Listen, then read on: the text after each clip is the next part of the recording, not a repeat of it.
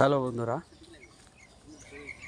আপনাদের অনেক আগে একটা ভিডিও দিছিলাম যখন এই ভুট্টাগুলো অনেক ছোট ছিল।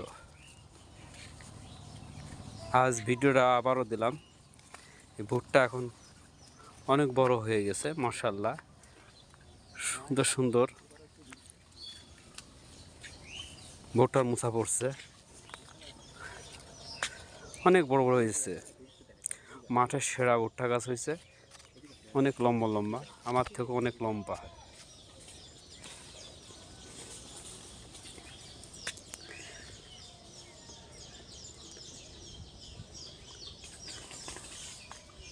পুরা ভুঁইতে এই গাছগুলো খুব সুন্দর গাছ হয়েছে।